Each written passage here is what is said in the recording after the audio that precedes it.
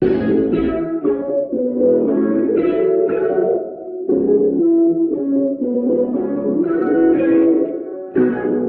pengertian globalisasi yaitu dalam ensiklopedia ilmu sosial.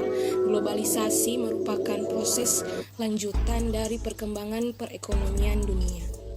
Globalisasi juga dapat terjadi karena berdirinya jaringan-jaringan informasi dan komunikasi global. Dalam Kamus Besar Bahasa Indonesia, Pusat Bahasa edisi keempat, globalisasi berarti proses masuknya ke ruang lingkup dunia. Sementara itu, menurut Robertson, globalisasi diartikan sebagai proses yang menghasilkan dunia tunggal di mana masyarakat di seluruh dunia saling tergantung di semua aspek kehidupan seperti dalam bidang politik, ekonomi, dan budaya. Demikian konsep globalisasi dipahami sebagai kegiatan ekonomi, teknologi, serta komunikasi dikarenakan globalisasi merombak segala bidang kehidupan kita dan saling dipengaruhi oleh kehidupan negara-negara lain. Proses globalisasi secara tidak langsung memberi gambaran kepada kita bahwa kita semua hidup dalam satu dunia yang sama, di mana dalam dunia tersebut individu, kelompok, dan bangsa-bangsa saling bergantung satu sama lain. Faktor-faktor globalisasi. Faktor globalisasi dapat dibagi menjadi dua, yaitu faktor ekstern dan faktor intern. Adapun penjelasannya ialah sebagai berikut. Yang pertama adalah faktor ekstern. Faktor ekstern munculnya globalisasi dari luar negeri atau perkembangan dunia. Contohnya yaitu berkembangnya ilmu pengetahuan dan teknologi atau iptek. Yang kedua, penemuan sarana komunikasi yang semakin canggih. Dan yang ketiga, kesepakatan internasional tentang pasar bebas. Yang kedua, faktor intern. Faktor intern yaitu munculnya globalisasi dari dalam negeri. Contohnya adalah ketergantungan sebuah negara terhadap negara-negara lain di dunia. Yang kedua, kebebasan pers. Dan yang ketiga, berkembangnya transparansi dan demokrasi pemerintah. Globalisasi dan perkembangan iptek sebenarnya mempunyai ciri-ciri tertentu dan dapat ditandai dengan beberapa gejala. Globalisasi merupakan pandangan yang sangat modern yang menekankan kemampuan yang semakin meningkat di seluruh dunia dari organisasi-organisasi dan negara-negara modern yang sebagian bersifat kapitalistik untuk meningkatkan kekuasaan mereka dan menjangkau dunia. Ada dua teori yang menjelaskan teori ini, yaitu teori Marxian dan teori Weberian. Yang pertama ada teori Marxian. Teori ini mengarahkan pandangannya bahwa satu dari kekuatan-kekuatan pendorong utama di belakang globalisasi adalah kebutuhan perusahaan untuk memperlihatkan kemampuannya dalam memperoleh keuntungan yang semakin meningkat melalui imperialisme yang semakin lama semakin menjauh dari jangkauan. Kedua, ada teori Weberian.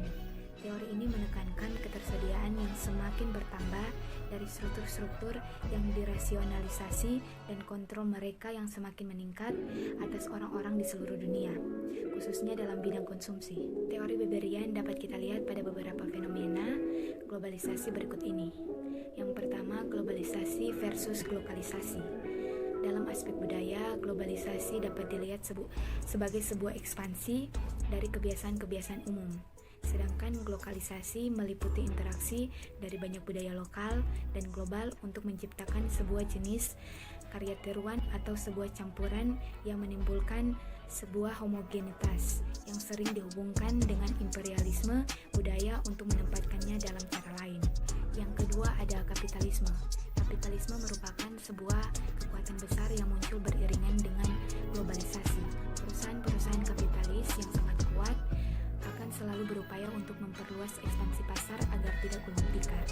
Yang ketiga, McDonaldisasi. McDonaldisasi adalah sebuah proses yang sesuai dengan prinsip-prinsip restoran cepat saji yang semakin lama semakin mendominasi berbagai sektor dari masyarakat Amerika ke sejumlah masyarakat di seluruh dunia. Yang keempat, Amerikanisasi. Dapat diartikan sebagai proses pengembangbiakan ide-ide, kebiasaan, pola sosial, industri, dan model Amerika ke seluruh dunia, termasuk di contoh globalisasi. Yang pertama, globalisasi di bidang iptek. Contoh-contoh globalisasi yang ada di bidang iptek adalah yang pertama penggunaan teknologi nuklir, yang kedua penggunaan teknologi hutan, dan yang ketiga penggunaan teknologi modern. Contoh globalisasi yang kedua, globalisasi di bidang ekonomi. Globalisasi di bidang ekonomi sesungguhnya didukung oleh sebuah kekuatan luar biasa yang disebut kapitalisme pasar bebas. Kapitalisme adalah suatu sistem ekonomi yang mengatur proses produksi dan perindustribusian barang dan jasa. Kapitalisme ini mempunyai 3 ciri pokok, yaitu sebagai berikut. Yang pertama, sebagian besar sarana produksi dan distribusi dimiliki oleh individu. Yang kedua, barang dan jasa diperdagangkan di pasar bebas yang bersifat kompetitif. Yang ketiga, modal diinvestasikan ke dalam berbagai usaha untuk menghasilkan laba. Untuk globalisasi yang ketiga adalah globalisasi di bidang sosial budaya. Globalisasi telah melahirkan pranata-pranata atau lembaga-lembaga sosial baru seperti lembaga swadaya masyarakat, organisasi profesi, dan pasar modal.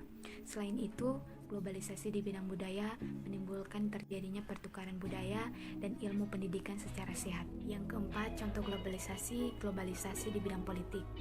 Contoh globalisasi dalam bidang politik antara lain sebagai berikut. Yang pertama, perubahan sistem kepartaian yang dianut sehingga memunculkan partai baru. Yang kedua, kesadaran akan perlunya jaminan perlindungan hak asasi manusia. Yang ketiga, terjadinya perubahan sistem ketatanegaraan. Yang keempat, pelaksanaan pemilihan umum untuk anggota-anggota parlemen, pemilihan presiden dan wapres, pemilihan gubernur dan wagub, serta pemilihan bupati dan wagub atau wali kota dan wakil wali kota yang dilaksanakan secara langsung. A. Globalisasi di bidang iptek. Berikut ini beberapa contoh globalisasi di bidang iptek. 1. Penggunaan teknologi nuklir. Masyarakat dunia menggunakan teknologi nuklir untuk keperluan bidang kesehatan atau sinar röntgen di bidang pertanian untuk memperbaiki bibit dan untuk mendapatkan energi tinggi. Yang kedua, penggunaan teknologi hutan. Adanya globalisasi memungkinkan negara yang memiliki sumber daya di bidang kehutanan untuk mengelola secara efektif dan efisien hasil hutan dan memanfaatkan mesin dan teknologi dari negara-negara maju. Di samping itu, hasil produk kehutanan dapat diekspor ke berbagai penjuru dunia. Yang ketiga, penggunaan teknologi modern. Globalisasi telah membawa perubahan pada beberapa teknik pemanfaatan sebagai sumber daya alam. Misalnya, teknik pengendalian aliran air sungai sebagai pembangkit tenaga listrik. B. Globalisasi di bidang ekonomi.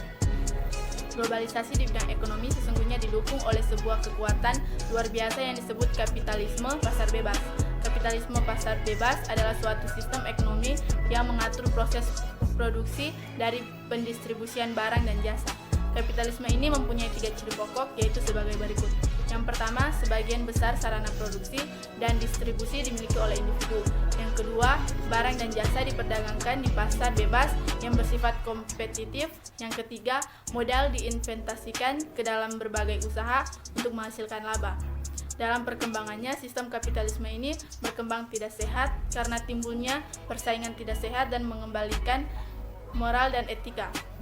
Negara-negara berkembang sangat dirugikan karena produk dalam negerinya tidak akan mampu bersaing dengan produk negara maju.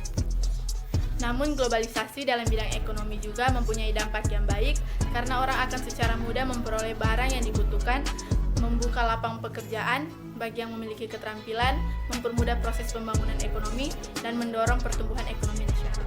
D. Globalisasi di bidang politik. Saat ini kita telah menyaksikan terciptanya suatu pemerintahan yang mengatur. Hampir semua aktivitas negara-negara dan bangsa-bangsa di dunia tunduk pada aturan-aturan yang diciptakan lembaga-lembaga internasional yang mengatur tata hubungan antara negara-negara dan bangsa-bangsa di dunia. Kenyataan ini mendorong munculnya globalisasi dalam bidang politik pada negara-negara di dunia termasuk Indonesia. Contoh globalisasi dalam bidang politik antara lain sebagai berikut. Yang pertama, perubahan sistem kepartaian yang dianut sehingga memunculkan partai baru. Yang kedua, kesadaran akan perlunya jaminan perlindungan hak asasi manusia. Yang ketiga, terjadinya perubahan sistem ketatanegaraan. Dan yang keempat, pelaksanaan pemilihan umum untuk anggota-anggota parlemen, pemilihan presiden dan wapres, pemilihan gubernur dan wagub, serta pemilihan bupati dan wagub atau wali kota dan wakil wali kota yang dilaksanakan secara langsung.